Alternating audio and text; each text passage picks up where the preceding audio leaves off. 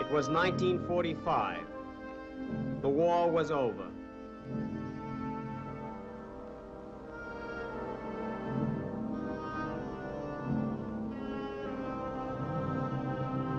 Slowly, painfully, life came back to the ruins of Europe.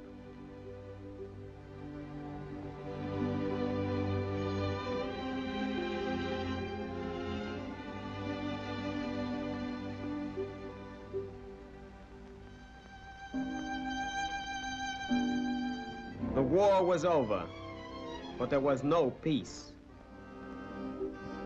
Despair crouched over the continent. Hopelessness circled Europe like a bird of prey. Why? What were the forces? What were the issues in a war that turned nations into rubble heaps and populations into beggars? The people wanted the answers. They wanted to know what happened and why. In the Palace of Justice in Nuremberg, the people of the world came together. For there sat the International Military Tribunal to judge the chief Nazi war criminals.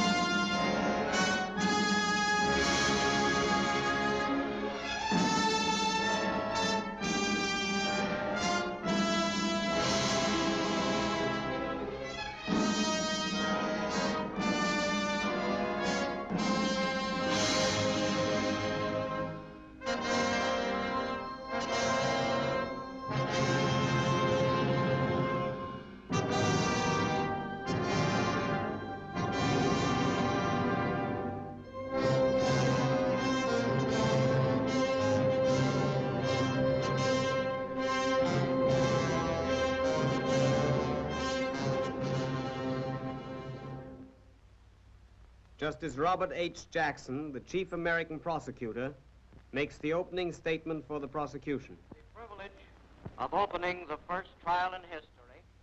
The privilege of opening the first trial in history for crimes against the peace of the world imposes a grave responsibility. The wrongs which we seek to condemn and punish have been so calculated, so malignant and so devastating that civilization cannot tolerate their being ignored because it cannot survive their being repeated.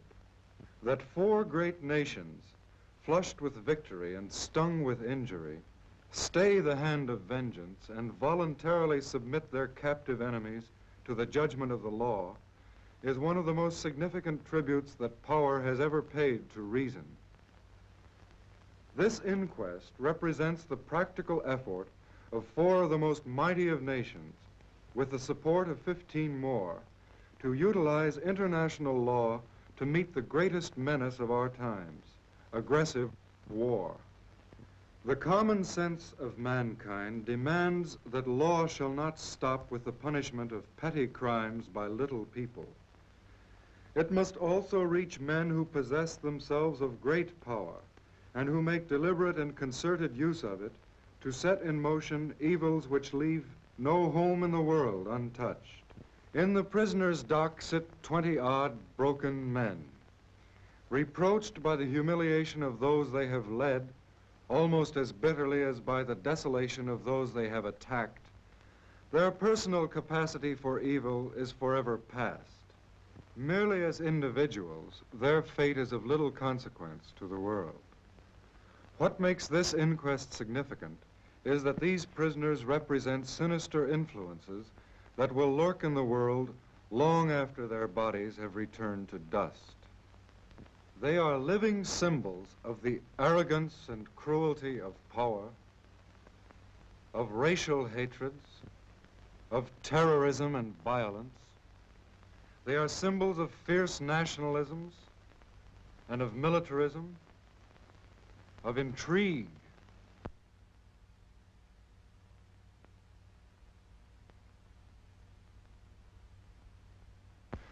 and war-making, which have embroiled Europe generation after generation, crushing its manhood, destroying its homes, and impoverishing its life. They have so identified themselves with the philosophies they conceived and with the forces they directed that any tenderness to them is a victory and an encouragement to all the evils which are attached to their names. What these men stand for, we will patiently and temperately disclose. We will give you undeniable proof of incredible events. The catalogue of crimes will omit nothing. It may be that these men of troubled conscience do not regard a trial as a favor, but they do have a fair opportunity to defend themselves, a favor which they rarely extended to their fellow countrymen.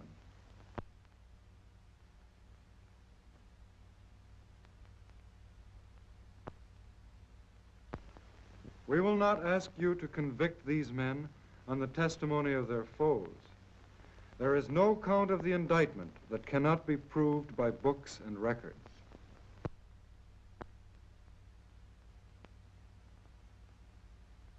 And we will show you the defendants' own films. You will see their own conduct and hear their own voices as they reenact for you from the screen some of the events in the course of the conspiracy. The acts of the defendants have bathed the world in blood.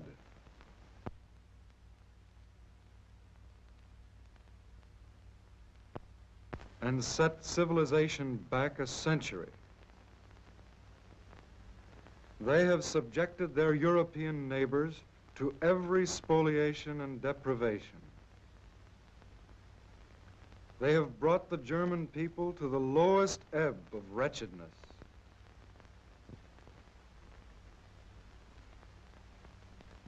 They have stirred hatreds and incited domestic violence on every continent.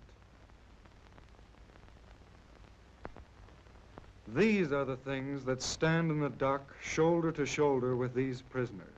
The real complaining party at your bar is civilization. The United States of America present count 1 of the indictment, that all the defendants participated as organizers or accomplices in a common plan or conspiracy to commit crimes against peace, war crimes, and crimes against humanity. The aims of this conspiracy were open and notorious. The aims of this conspiracy were open and notorious. It was far different from any other conspiracy ever unfolded before a court of justice. Pistol shots, and then wild firing. The heart leapt as old war experiences were relived. Its history is the history of the Nazi Party, which grew from the brawling streets of Munich in the 20s.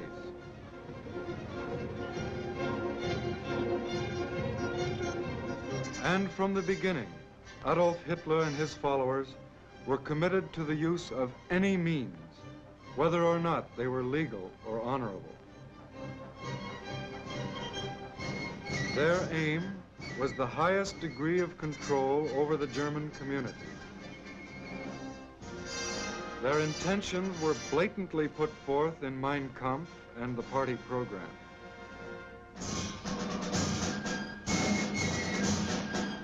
And they preached their favorite doctrine up and down the land. They said that persons of a so-called German blood were a master race, entitled to subjugate or even exterminate other races. They said that the Germans should be ruled under the Führerprinzip, or leadership principle, by which each sub-leader owed unconditional obedience to his superior, and so on right up to Adolf Hitler. They said that war was a noble and necessary activity of Germans.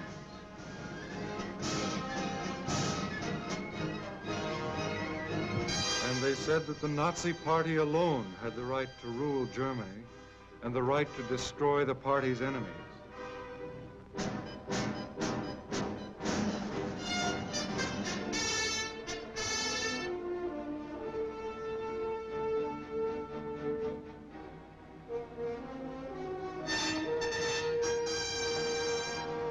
Their rise to power was based on fraud, deceit, intimidation, and coercion, culminating finally in terror and flame.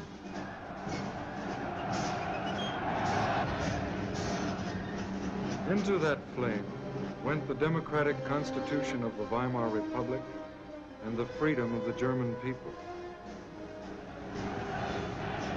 For the fires set by the Nazis extended to the very Reichstag. Hans Gesavius, a witness who formerly held a high position in the Berlin police administration, tells of his investigation of the Reichstag fire. Es kurz zu sagen, zunächst den Tatbestand zu geben, haben wir festgestellt. To speak briefly and to state the facts.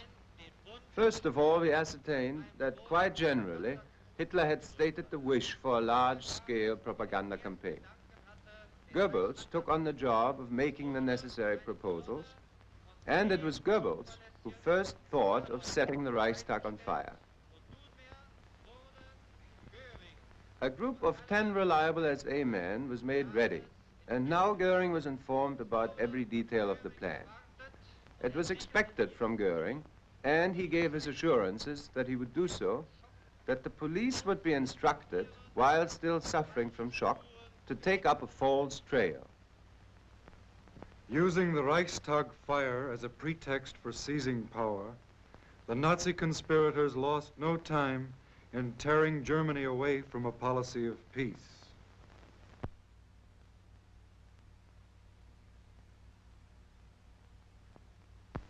Late in 1933, they led their nation out of the disarmament conference, quit the League of Nations, and embarked on a course of secret rearmament.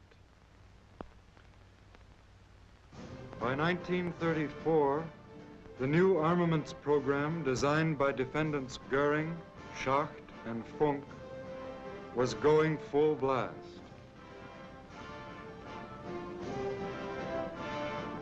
German industry was again turning out the tools of war. The Krupp plants hummed, and 1 year later, Goering could announce, From the strong foundation of the National Socialist ideology, today rises once again the German armed forces. A few days later, General von Blomberg announced the new law for compulsory military service.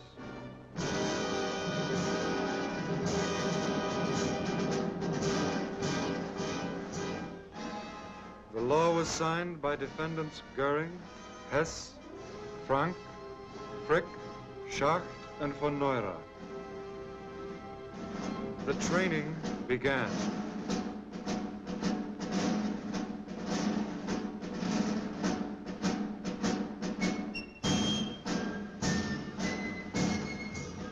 Finally, in spring of 1936, the Nazis sent their new troops marching into the Rhineland.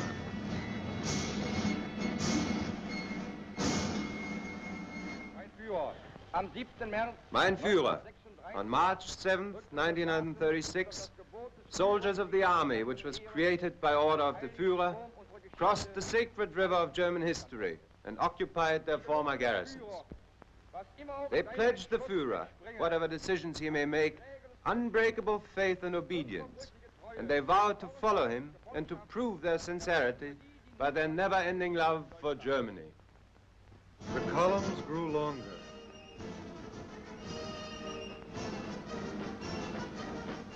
the sound of boots grew louder on the streets of Nuremberg. But Hitler said, the German people is not a people which welcomes a war today, tomorrow, or the day after tomorrow. That is not in the character of the German. He is by nature not only peaceful and peace-loving, but above all conciliatory. He wants to work. In our country are millions of peasants. They want to till their fields, they want to bring in their harvest. There are millions of workers. They want to perform their work.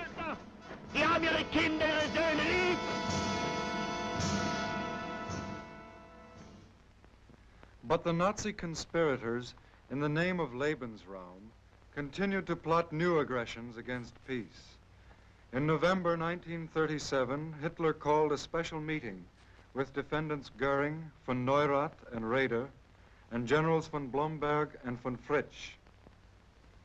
The meeting was secret, but Lieutenant Colonel Hossbach, Hitler's personal adjutant, faithfully recorded Hitler's words. The German question can be solved only by way of force. For the improvement of our military political position, it must be our first aim, in every case of entanglement by war, to conquer Czechoslovakia and Austria simultaneously. The annexation of the two states to Germany, militarily and politically, would constitute a considerable relief. This meeting set the stage for Nazi expansion, and Act I came only 3 months later at Berchtesgaden, where Defendant von Papen finally engineered a meeting between Schuschnigg, the Austrian Chancellor, and Hitler and Defendants Keitel and von Ribbentrop. Guido Schmidt, who was Austrian Foreign Minister at the time, also attended the meeting, and now he takes the witness stand. Did Hitler demand that Seyss-Inquart be made Minister of Security? That was one of the demands on their program. Were there also demands made with regard to currency exchange and customs? There were demands of an economic nature of every kind. Hitler told you that you had until February 15th to accept his terms, didn't he? And he told you that if you didn't do so, he would use force? The ultimatum, as Hitler stated it, was that he intended, as early as February, to march into Austria, and that, for the last time, he was prepared to postpone it.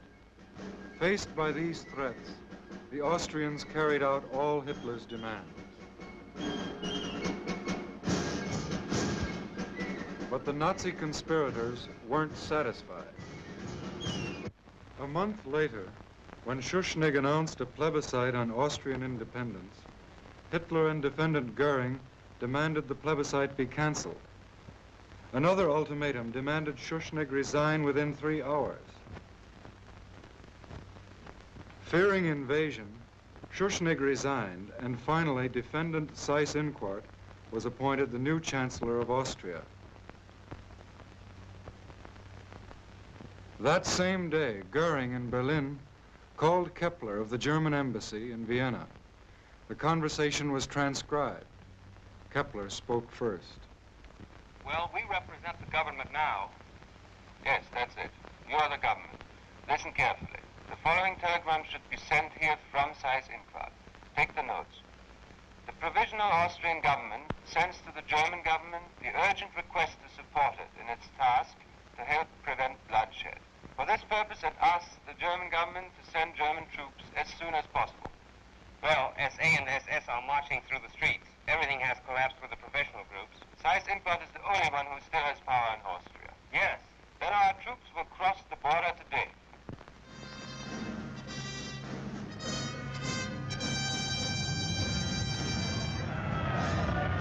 The act was written, joining Austria to Germany, and signed by defendants Seyss-Inquart, Goering, Frick, von Ribbentrop, and Hess. Hitler, of course, had said, Germany neither intends nor wishes to interfere in the internal affairs of Austria, to annex Austria or to conclude an Anschluss. 21st of May, 1935, Adolf Hitler.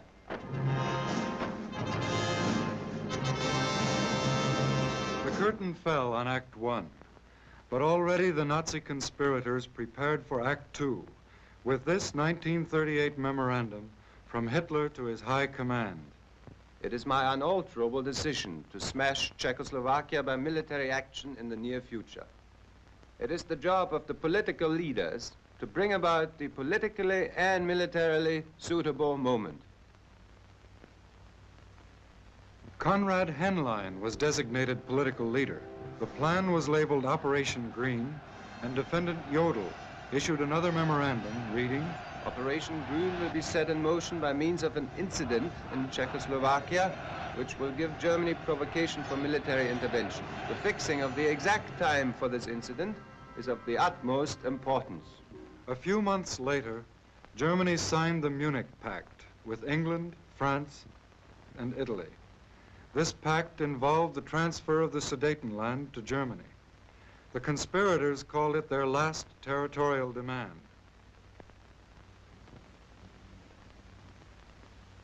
But before the ink was dry, they were making other plans. For Hitler's goal was the complete absorption of Czechoslovakia. And now the Czech president, Hacha, was called to a meeting with Hitler and defendants Goering, von Ribbentrop, and Keitel. They gave him the ultimatum. Bohemia and Moravia would be incorporated into Germany immediately, or Czechoslovakia would be invaded and Prague destroyed from the air. Hacha was helpless. Defendants von Ribbentrop and Frick signed the decree making Bohemia and Moravia a German protectorate. Speaking some months before about the Sudetenland, however, Hitler had said, I have promised, and repeated here, that there will be no more territorial problems for Germany in Europe. I will be no longer interested in the Czech state, and I will guarantee it. 26 September 1938, Adolf Hitler.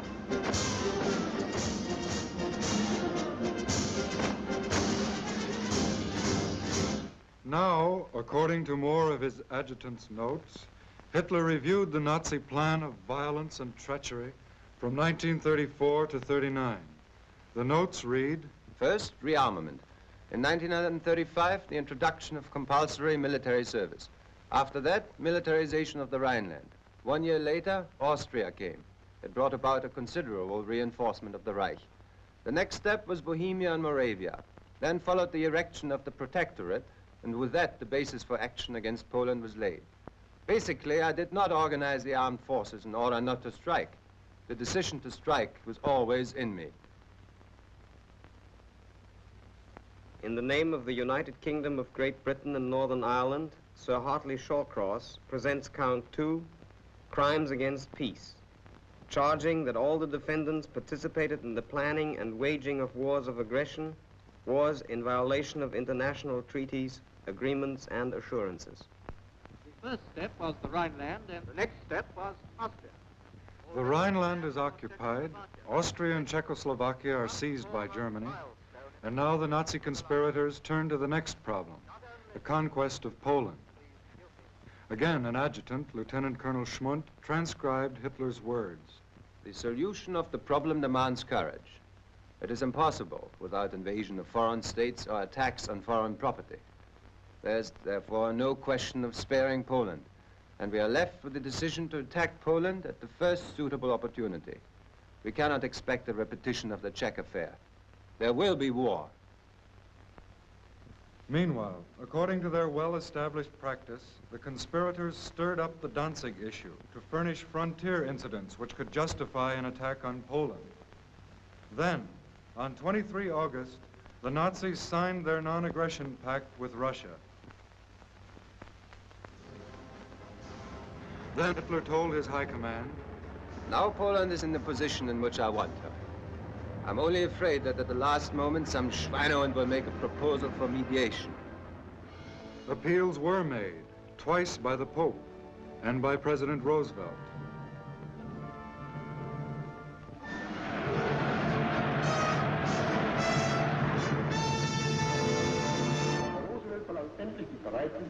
Finally, Mr. Roosevelt asks that assurance be given him that the German armed forces will not attack and, above all, not invade the territory or possessions of the following independent nations: He then names as those coming into question Finnland, Lettland, Litauen, Estland, Norwegen, Schweden, Dänemark, Niederlande, Belgien, Großbritannien, Irland, Frankreich, Portugal, Spanien, die Schweiz, Liechtenstein, Luxemburg, Polen.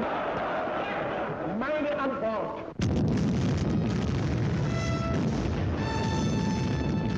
On 1 September 1939, the Nazis sent the Wehrmacht smashing into Poland and into a new world war. For France and England, faithful to their mutual assistance pact with Poland, immediately declared war on Germany.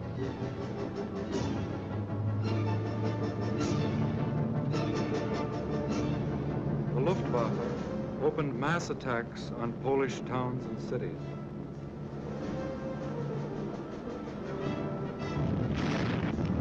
And Hitler, according to Schmundt's notes, said, destruction of Poland in the foreground. I shall give a propagandist cause for starting the war. Never mind whether it be plausible or not. Have no pity. Take a brutal attitude.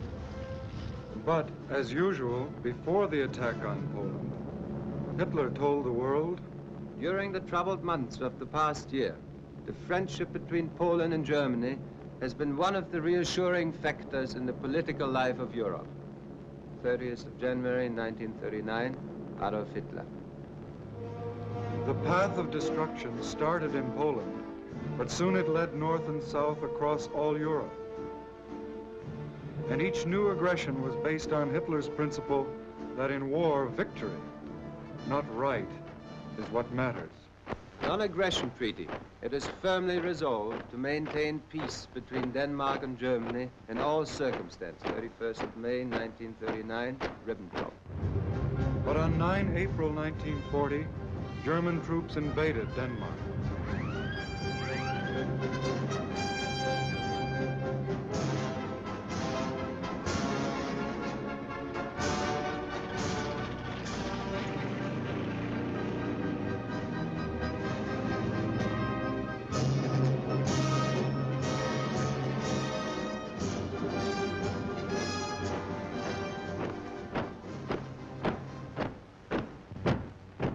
The German Reich government is determined, in view of the friendly relations which exist between Norway and Germany, under no circumstances to prejudice the inviolability and integrity of the Norwegian state. 2nd of September 1939, Deutsches Reich. But on 9 April 1940, German troops invaded Norway.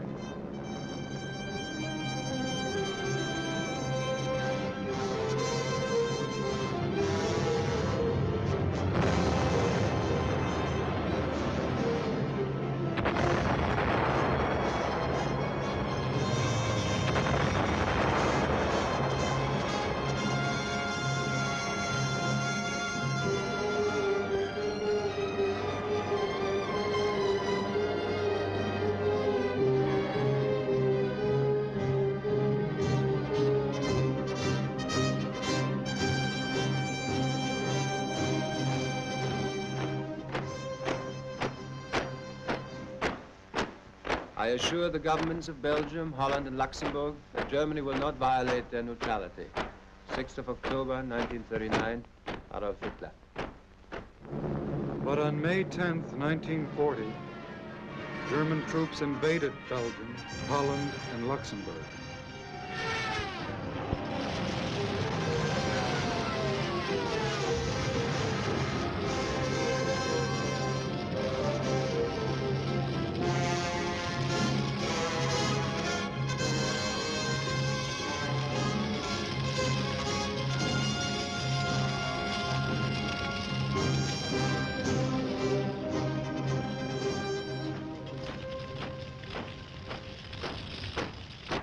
The firmly established, reliable relationship of Germany to Yugoslavia will represent an element of calm to our nerve-wracked continent.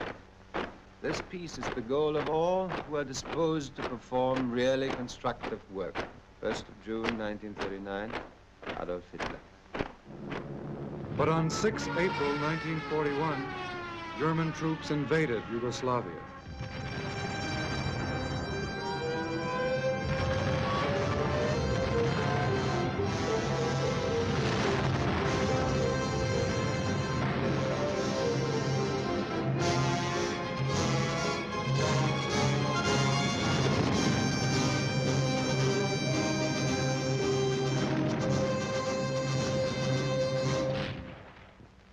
These criminal methods of the Nazi conspirators brought them early success, and by 1941, they had most of Europe under their heel. Now an evil ambition for power and more power drove them on. But two of the world's mightiest nations, the United States and Soviet Russia, remained to block the Nazi drive for world supremacy. They had to be dealt with firmly, immediately. And now Germany asked for cooperation from her full partner in aggression to the east and from her junior partner to the south. In Berlin, they drew up the Axis Pact, the blueprint of the new order, and parceled out the continents of the world for Axis domination.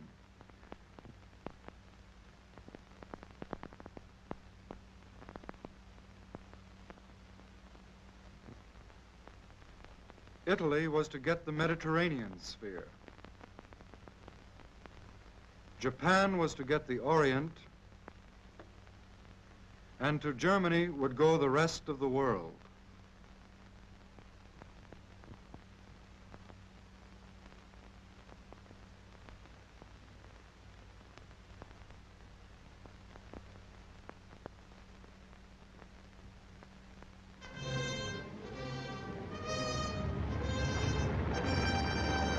In June 1941, in violation of their non-aggression pact, the Nazis sent the Wehrmacht deep into Soviet territory, according to military plans long made. As usual, there was no declaration of war.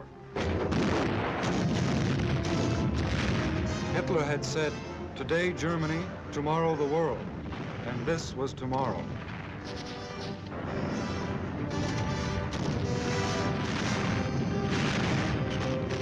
Land warfare in the east, air warfare in the west. For now, Defendant Goering's Luftwaffe was hurled with full force against the people and cities of Britain. Hitler, after all, had told the Reichstag, I will blot out their cities.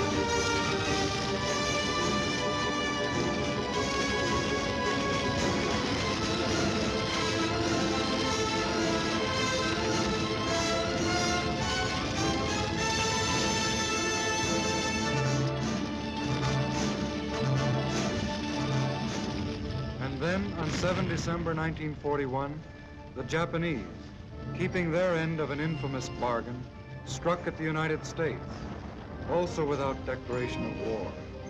Japanese bombs rained on Pearl Harbor, spreading war finally to the Pacific.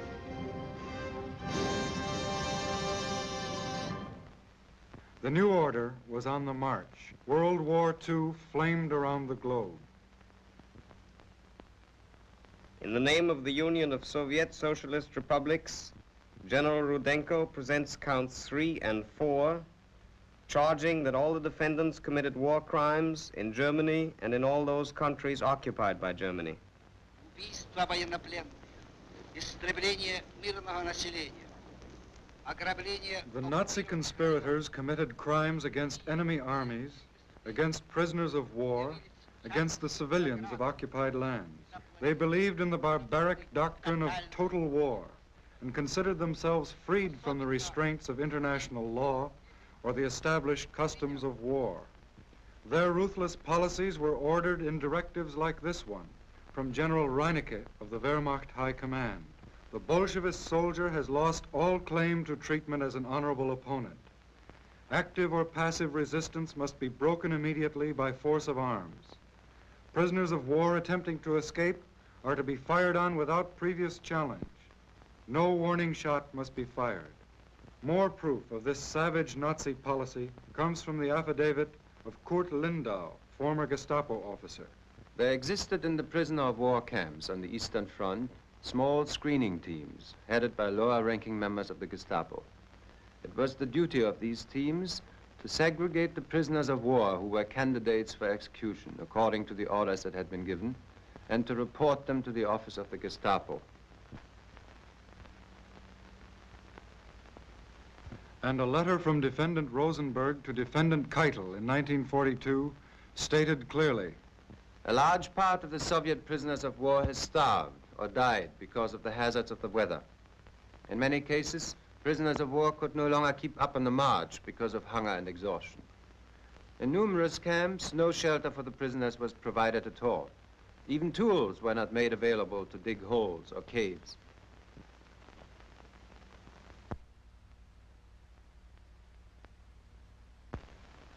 Yet, when some objected that this treatment violated the Geneva Convention, Defendant Keitel answered with this memorandum. We are concerned with the destruction of an ideology. Therefore, I approve and back the measures. This is proved by the testimony of General Lahusen, who worked under Admiral Canaris in the Abwehr. General Lahusen attended conferences where crimes against whole populations were plotted in advance by the Nazi conspirators. Will you please explain exactly what took place at this conference in the Führer's train?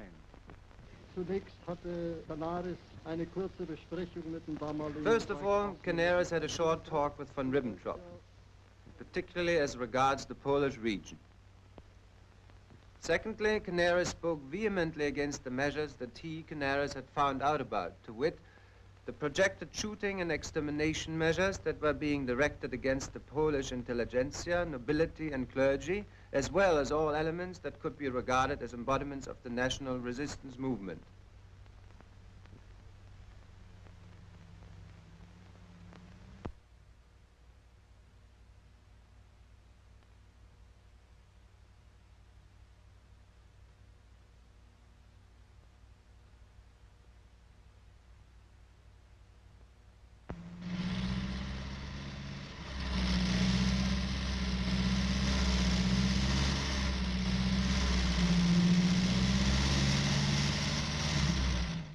Canaris said at the time, more or less verbatim, that the world will at some time make the armed forces under whose eyes these events have occurred also responsible for these events.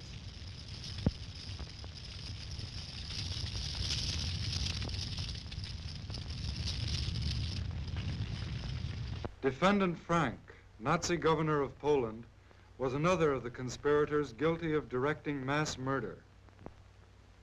In his diary, he speaks of taking advantage of the focus of attention on the Western Front by carrying out wholesale liquidation of thousands of Poles.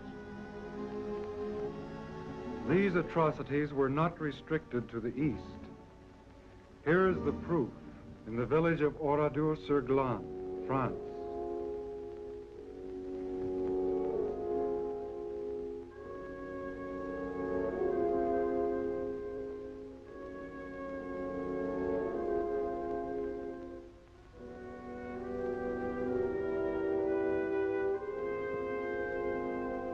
Here is the proof in the town of Band, Belgium.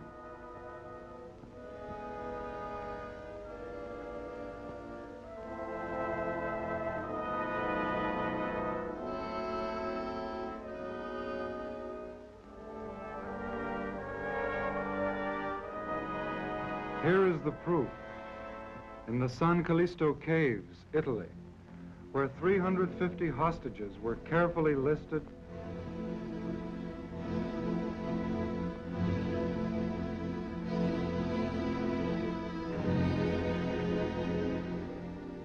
and systematically murdered.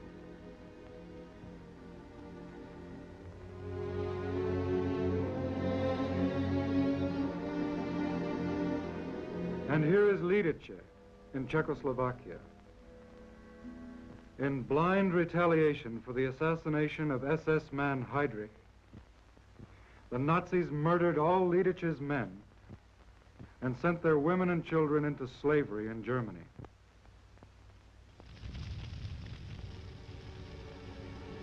But this was not enough. Boys of the Arbeitsdienst were moved into the ruins of Lidice and ordered to level the village to the ground.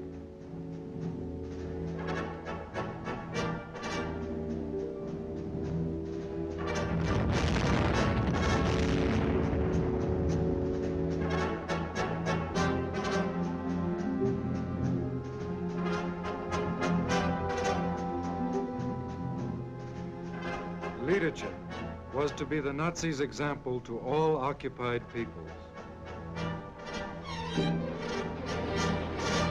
But more terrible still were the concentration camps, which from the beginning had been the conspirators' chief weapon against opposition of every kind. German anti-Nazis were the first victims, but with the war their numbers swelled to include citizens of all the nations of Europe. Their fate is described by witness Rudolf Höss. I commanded Auschwitz until the 1st of December 1943 and estimate that at least 2.5 million victims were executed and exterminated there by gassing and burning.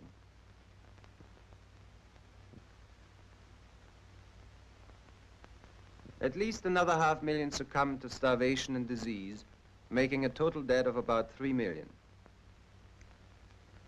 Included among the executed and burned were approximately 20,000 Russian prisoners of war who were delivered at Auschwitz in Wehrmacht transports.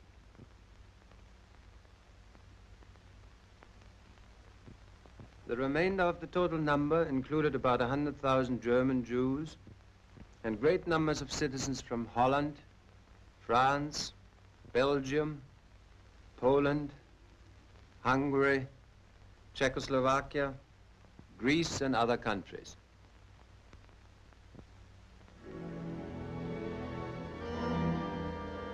Medical experiments, too, were standard procedure at many concentration camps. These included lowering the body temperature to 28 degrees centigrade, high-altitude tests in pressure chambers, experiments with poisoned bullets and contagious diseases, and even sterilization experiments.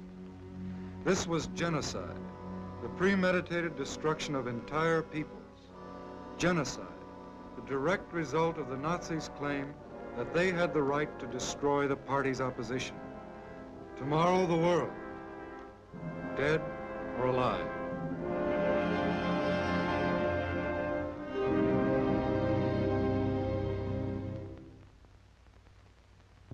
In the name of the French Republic, Monsieur de Menton closes counts 3 and 4, the final charges of the indictment.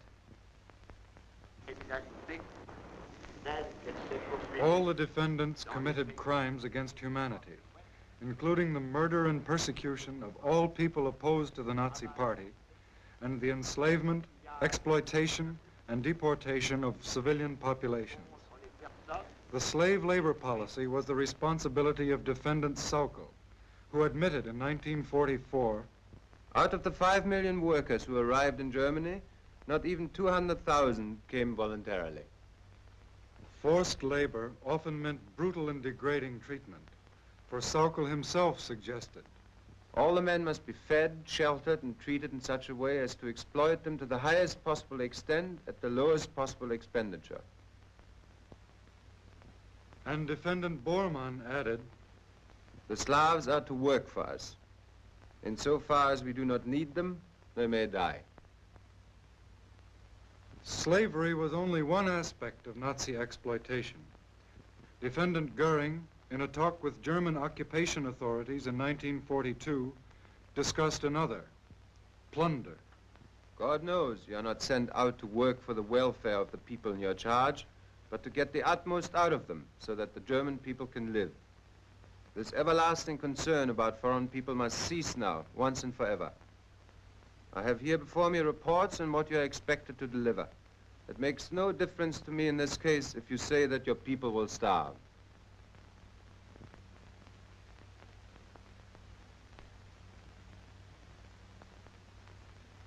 But Nazi crimes against humanity were not limited to foreign peoples.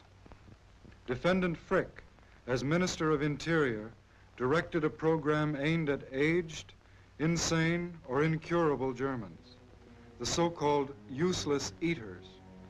Thousands were committed to special institutions. Few ever returned. Evidence proves they were murdered because they were useless to the plans of the Nazi conspirators. But perhaps the greatest crime against humanity the Nazis committed against the Jews.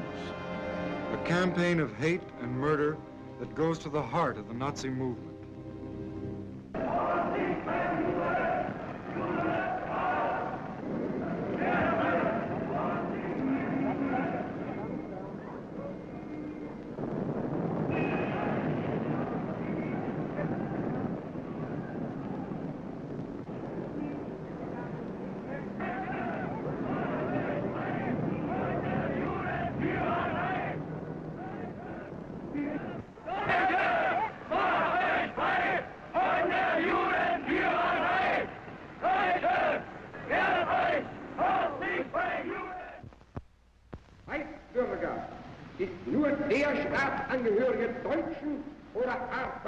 German citizens are only those of German or related blood, willing to serve the German Reich and people. Marriages between Jews and citizens of German or related blood are prohibited.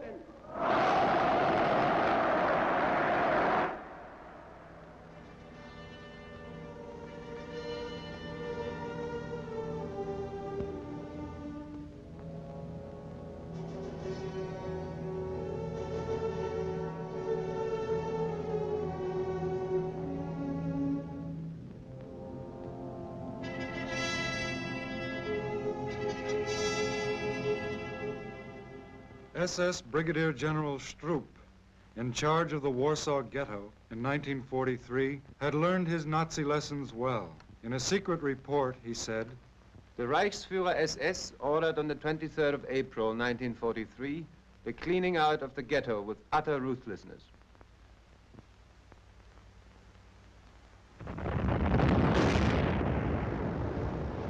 I therefore decided to destroy and burn down the entire ghetto.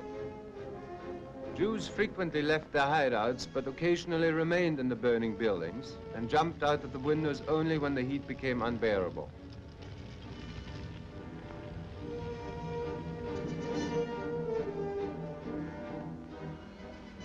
Life in the sewers was not pleasant after the first week.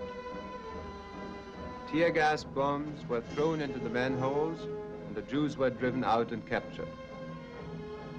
Countless numbers of Jews were liquidated in sewers and bunkers through blasting. The longer the resistance continued, the tougher became the members of the Waffen-SS, police and Wehrmacht, who always discharged their duties in an exemplary manner. little by little, the Nazis were reaching what they called the final solution, the total extermination of the Jews of Europe. Höss described the process well.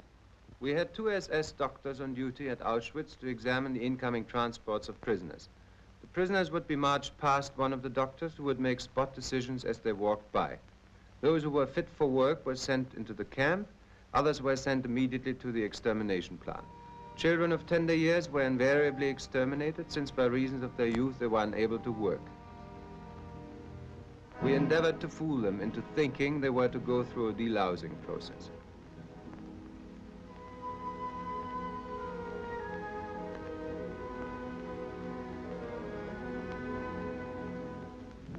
It took from 3 to 15 minutes to kill the people in the death chamber, depending upon climatic conditions. We knew when the people were dead because their screaming stopped. We usually waited about 1/2 hour before we opened the doors and removed the bodies. After the bodies were removed, our special commandos took off the rings and extracted the gold from the teeth of the corpses. Much of this loot was then transferred to secret vaults of the Reichsbank at Frankfurt am Main, the Reichsbank of Defendant Funk.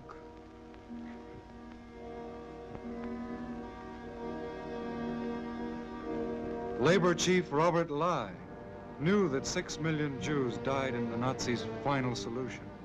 In his will, he said, "In anti-Semitism, we violated a basic commandment of God's creation. It is hard to admit mistakes, but the whole existence of our people is in question. We must have the courage to rid ourselves of anti-Semitism. God has taught me that in my cell in Nuremberg."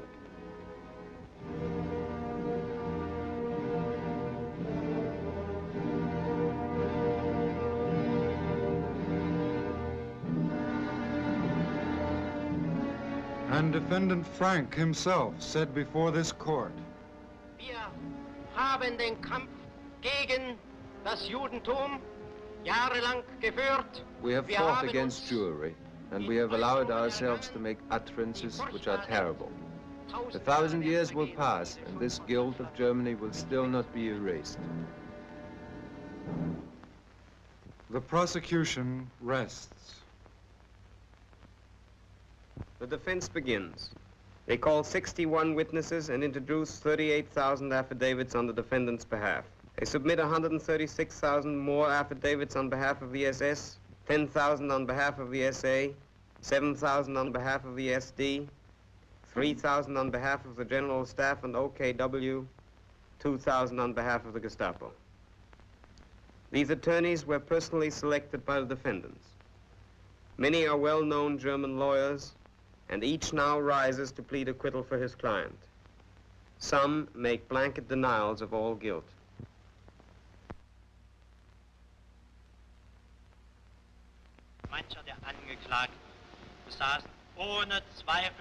Some of the defendants had, without doubt, a great influence in those spheres which did not interest Hitler.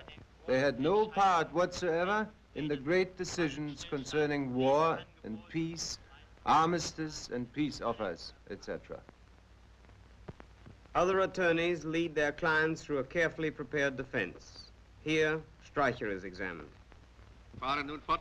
Die Anklagebehörde stellt weiter I now davon ab, continue. es hätten die Himmler It has also been stated by the prosecution that Himmler and Kaltenbrunner would have had no one to carry out their orders to kill if you hadn't made that propaganda and if you hadn't conducted the education of the German people in that sense. Ich glaube nicht, dass die vom Führer den Befehl erhalten haben. I don't believe that those who had been given the order by the Führer to carry out the killings or to pass an order to kill, that those people would have been made to do this by my periodical. Hitler's book, Mein Kampf, existed, and the contents of that book were the authority, the cause. Next comes Kaltenbrunner. Zum Vorwurf gemacht, Sie hätten das Konzentrationslager Mauthausen gegründet. You are accused of establishing Mauthausen, of inspecting and visiting this camp regularly.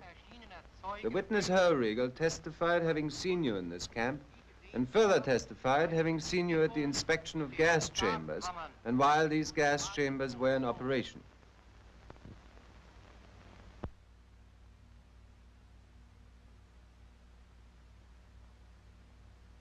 Diese Bekundungen sind falsch. The testimony is wrong.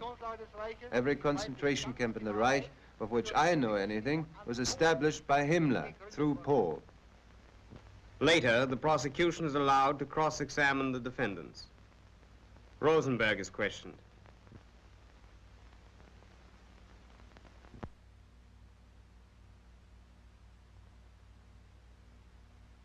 Did your ministry force people to leave their homes, to go to Germany, to work for the German state? It is true that force was used, and it is not denied that some terrible encroachments occurred. Now, Raeder takes the stand. On the 23rd of May, in the Reichschancellery, Hitler said that he would give you an indoctrination on the political situation. And he said, "We are left with a decision to attack Poland at the first opportunity." Did you still think that he had no aggressive intentions? Ich habe noch viel länger geglaubt. Genau wie Herr Generaloberst Jodl. I believed that for a long time. Just as General Jodl said, after Hitler had solved the Czech problem purely politically, it was to be hoped he would also be able to solve the Polish question without bloodshed. I believed that until the last moment, until the 22nd of August. Keitel is cross-examined. Yesterday, your counsel showed you this order, dated 16 September 1941. It said that it is necessary to take immediate cruel measures and that human life in the East is absolutely worthless. You remember the basic idea of the order, that human life costs absolutely nothing? Please answer the question. You signed this order with this statement? Ja. Next, Jodl. Do you remember any other reason for such great mortality among Soviet prisoners of war?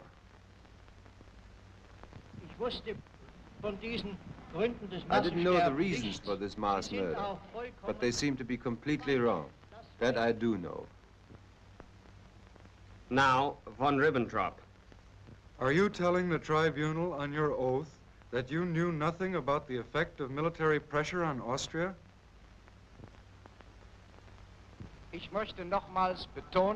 I wish to stress again that I knew nothing about military measures, and that if I had known something, I wouldn't see any reason not to say so.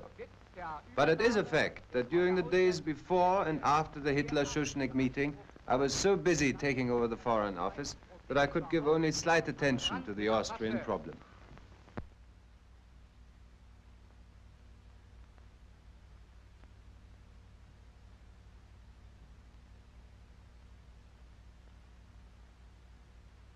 Then Goering is cross-examined. At the end of the meeting, you used the following words, didn't you? German Jewry must, as a penalty, forfeit 1 billion marks. Then the pigs won't commit any more crimes. Jawohl. Do you still say that neither Hitler nor you knew of the policy to exterminate the Jews? Soweit es mich betrifft, habe ich gesagt, dass I already have said that not even approximately did I know to what degree this thing took place. You did not know to what degree, but you knew there was a policy that aimed at the liquidation of the Jews. Nein, auf die Auswanderung der Juden und nicht auf ihre No, not liquidation of the Jews. I only knew that certain perpetrations had taken place. Speer takes the stand. You were present on April 23rd, 1945, when Hitler received the telegram from Goering suggesting that he take over power. What did Hitler say on that occasion?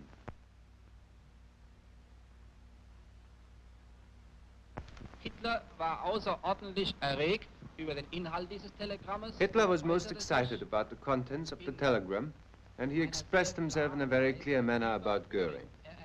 He said that he knew for some time that Goering had failed, that he was corrupt, that he was a drug addict. It was typical of Hitler's attitude toward the entire problem, however, that he followed this statement up by saying, but he can, nevertheless, negotiate the capitulation. He stated in an offhand manner, it doesn't really matter who does it.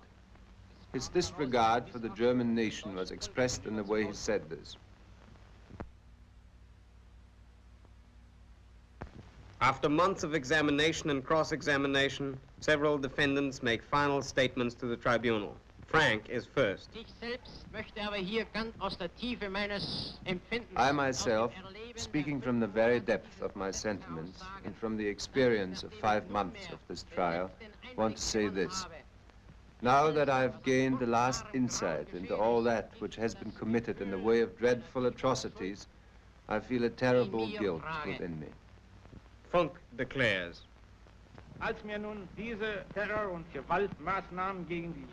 When these measures of terror and violence against Jews were put up to me, I suffered a nervous breakdown, because at the moment it came to my mind with full clearness that from here on the catastrophe took its course all the way up to the terrible and atrocious things about which we have heard, and about which I knew only in part at the time of my imprisonment.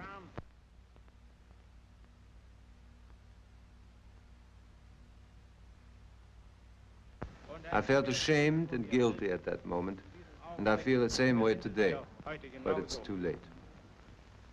Now Schirach speaks. It is my guilt that I educated German youth for a man who committed murders millionfold. Schacht is next. Denn hat alles, was vorher dem deutschen Volke und damit auch mir versprochen hatte. Everything he promised to the German people and thereby to himself, he did not afterwards keep. He promised equal rights for all citizens, and without regard to their capabilities, his adherents got privileges before all other citizens. He promised to fight against political lies, and together with his minister Goebbels and by himself, He never did anything but disseminate political lies and political fraud. He released criminals and put them into his service. He did everything in a way of not keeping his promises. He deceived the world, Germany, and me. Spare once more? The tremendous danger contained in this totalitarian system only became really clear the moment we were approaching the end. Everything that has happened during this trial, everything you have seen in the way of orders which were carried out without any hesitation, did after all turn out to be mistaken. That is why this trial must contribute to the prevention of such distorted wars in the future and to the establishment of principles for human cooperation.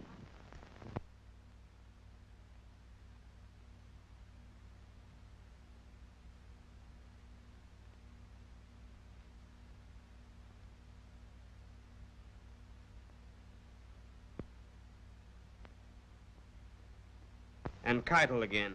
Ich habe geirrt und war nicht imstande, I erred. I was not able to prevent what should have been prevented. That is my guilt. das ist I meine can Schuld. only wish that out of a clear recognition of the causes, of the disastrous methods, and the terrible consequences of this war, there will arise for the German people a new hope for a better future in the community of nations.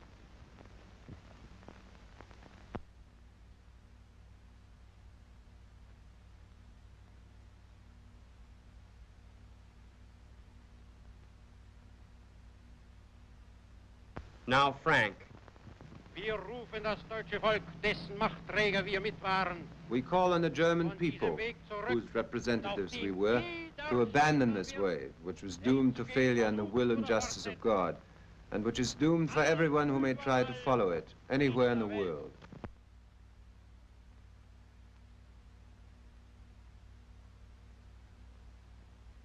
The last defendant to speak is Fritzsche. Nun, Sie haben von Hitler nichts Gutes erwartet. You of the prosecution did not expect anything good from Hitler, and you are amazed about the extent of what really happened. But then try to understand the indignation of those who did expect something good from Hitler and were betrayed. I am one of these betrayed.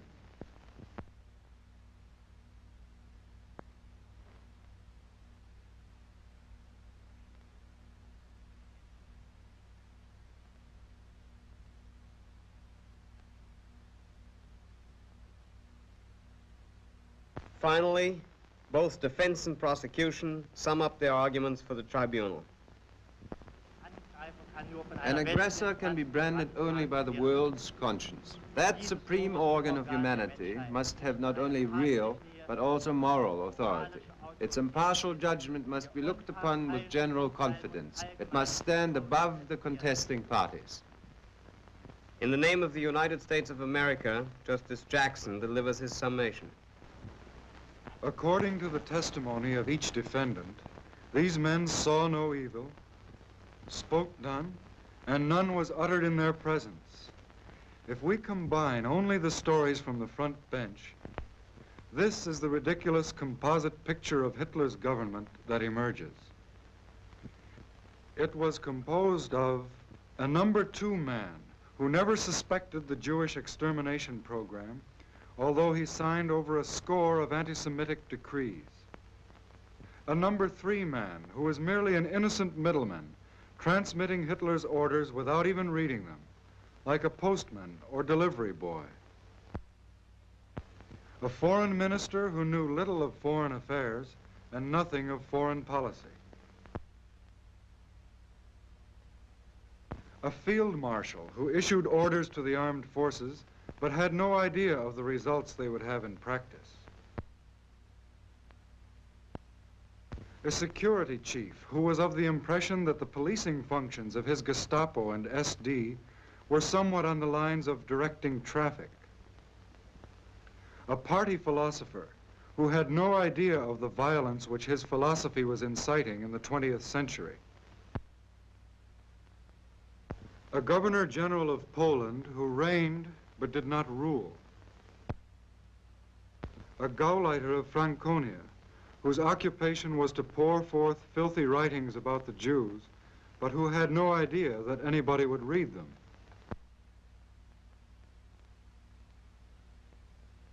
A minister of the Interior who knew not even what went on in his own office, much less the interior of his own department, and nothing at all about the interior of Germany. A Reichsbank president who was totally ignorant of what went in and out of the vaults of his bank. To say of these men that they are not guilty, it would be as true to say there has been no war, there are no slain, there has been no crime. In the name of the United Kingdom of Great Britain and Northern Ireland, Sir Hartley Shawcross delivers his summation. This trial must form a milestone in the history of civilization, not only marking that right shall in the end triumph over evil, but also that ordinary people of the world, and I make no distinction here between friend and foe, are now determined that the individual must transcend the state. The state and law are made for man, that through them he may achieve a fuller life, a higher purpose, and a greater dignity. In the name of the Union of Soviet Socialist Republics, General Rudenko delivers his summation. And when we ask, have the charges against the defendants been proved before the court? Have the defendants been convicted of their guilt? There is only one answer. Their crimes have been proved. Neither the statements of the defendants nor the arguments of the defense were able to refute our grave accusations. It has been impossible to cast doubt on events which actually took place. The truth cannot be challenged. That is the real meaning of this trial. That is the lasting result of our long and strenuous effort. In the name of the French Republic, Monsieur Duribe delivers his summation. When this international trial is closed and the principal war criminals sentenced, we shall go back to our own countries. The fate of these men now lies entirely with your conscience. This is beyond our competence. Our task is finished. Now it is for you, in the silence of your deliberations, to listen to innocent blood crying for justice.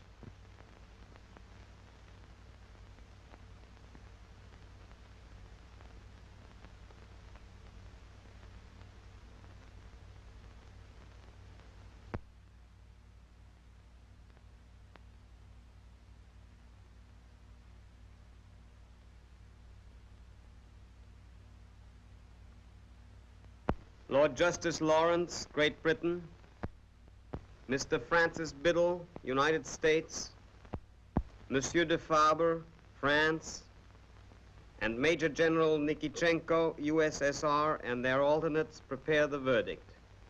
It will be based on the opinion of the majority.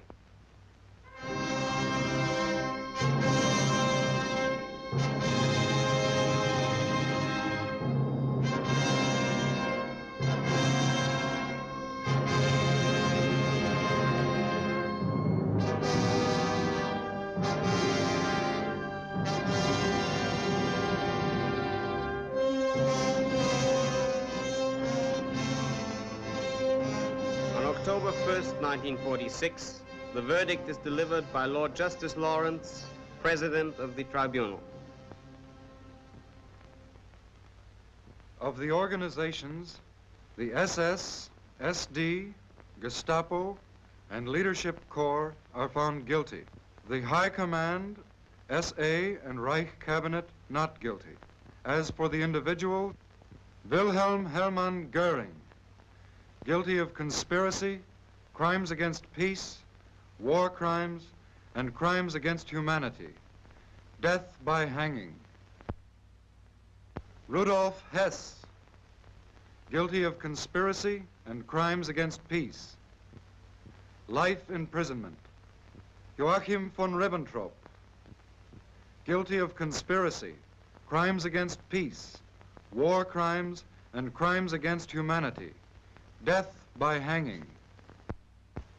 Wilhelm Keitel, guilty of conspiracy, crimes against peace, war crimes, and crimes against humanity. Death by hanging. Ernst Kaltenbrunner, guilty of war crimes and crimes against humanity. Death by hanging.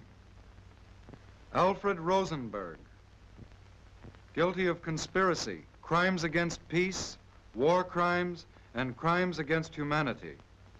Death by hanging. Hans Frank, guilty of war crimes and crimes against humanity. Death by hanging. Wilhelm Frick, guilty of crimes against peace, war crimes, and crimes against humanity. Death by hanging. Julius Streicher, guilty of crimes against humanity. Death by hanging. Walter Funk, guilty of crimes against peace, war crimes, and crimes against humanity. Life imprisonment. Hjalmar Schacht, not guilty on this indictment, released. Karl Dönitz, guilty of crimes against peace and war crimes, 10 years imprisonment. Erich Raeder, guilty of conspiracy, crimes against peace, and war crime, life imprisonment. Baldur von Schirach, guilty of crimes against humanity, 20 years imprisonment. Fritz Saukel, guilty of war crimes and crimes against humanity, death by hanging. Alfred Jodl, guilty of conspiracy, crimes against peace, war crimes, and crimes against humanity, death by hanging. Franz von Papen, not guilty on this indictment, released. Albert Speer, guilty of war crimes and crimes against humanity, 20 years imprisonment. Konstantin von Neurath, guilty of conspiracy, crimes against peace, war crimes, and crimes against humanity, 15 years imprisonment. Arthur Seyss-Inquart, guilty of crimes against peace, war crimes, and crimes against humanity, death by hanging. Hans Fritzsche, not guilty on this indictment, released. Martin Bormann, tried in absentia, guilty of war crimes and crimes against humanity, death by hanging. The trial is over.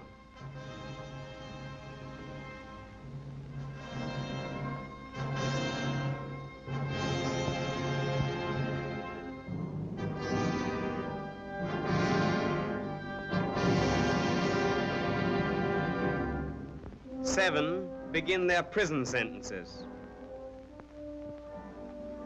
Goering chooses to die by his own hand. The other 10 wait for the gallows.